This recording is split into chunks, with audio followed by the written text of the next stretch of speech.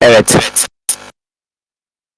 Selamünaleyküm kardeşim. Bugün bu amına denkçe saygını siktiğimin evladı Velox gördüğünüz gibi benim attığım ortakların sunucularının hiçbirine gelemiyor gördüğünüz gibi.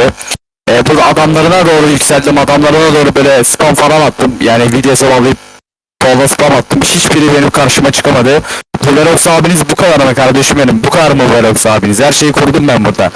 Çıraklarını da DM'lerde sürekli azarladım kardeşim. Geleceksiniz ofise diye. Gördüğünüz gibi hatta sizlere de göstereyim bir saniye. Gördüğünüz gibi kardeşim benim birinci kayıt, birinci ekran görüntüsü, ikinci ekran görüntüsü gördüğünüz gibi. Bu da Hammo.